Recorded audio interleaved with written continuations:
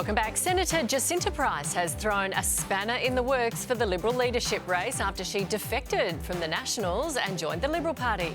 With reports it's so she can run as Deputy Leader with Angus Taylor.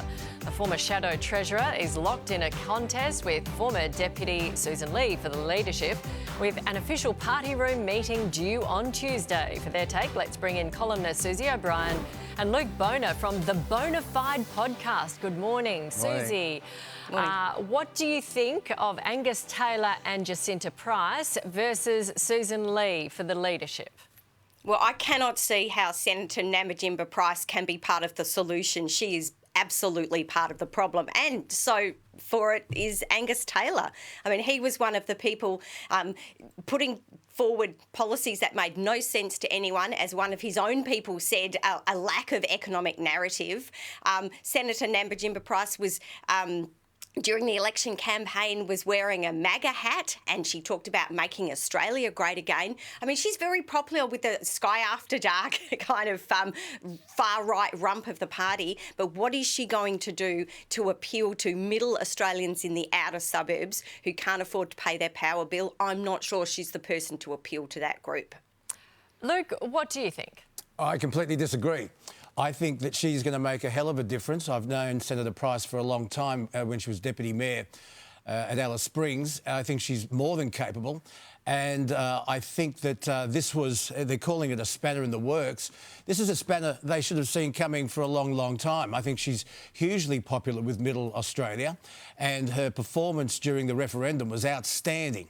And I think that she is going to bring something really special. I said to her many times, I'm not pretending for one moment that I'm her political advisor, but I said, Senator Price, you're going to have to come downstairs to the House of Representatives and you're going to have to join the Liberal Party. And a bold prediction. I believe, not this election, but possibly the next election, 6 years, she could become Australia's first Indigenous Prime Minister.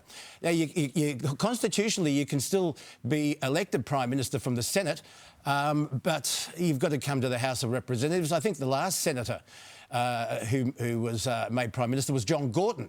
But he resigned from the Senate, ran for a by-election in 1968 and became Prime Minister. But no, Susie, I completely disagree. We'll agree to disagree. I think she will make a hell of a difference.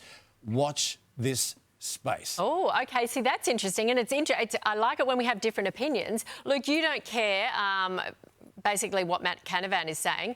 1 week she's elected to represent her seat as a National, and then she's turning to a different side. She's completely flipped to a different side. They were his words. She's flipped parties. She's still a Conservative.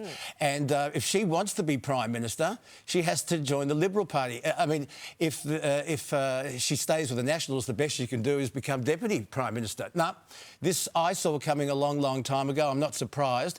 Did you tell her, Luke? I mean, are you taking credit for her move? Well, no, I can't do that.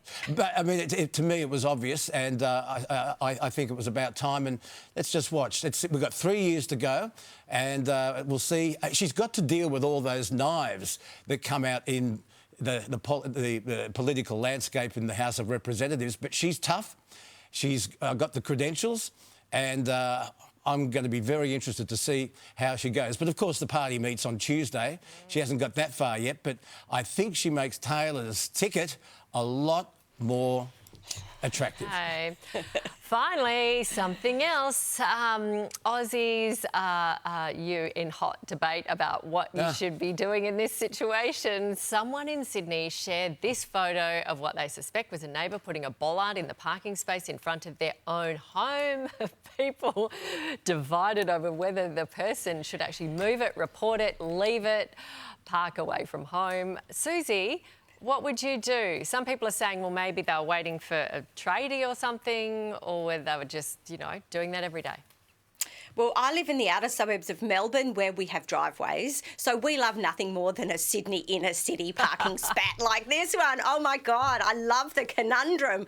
I would say, unfortunately, if that someone's trying to bars the park outside their house, No one gets to bars the park, even outside their own home. It's kind of a movable feast. And unless you take the time to explain to your neighbours that you've got a big truck coming Tuesday at 4 o'clock, and ask them could they just leave that parking spot, you can't just leave a bollard and expect no one else to park there. Sorry, it doesn't work like that. Yeah, Luke, would you put a little post-it note or a sign saying, you know, delivery coming or something? Yeah, I mean, people do this when they're moving. You know, they reserve a spot when there's a delivery truck coming, but to do it full-time outside your own house, I think it's genius.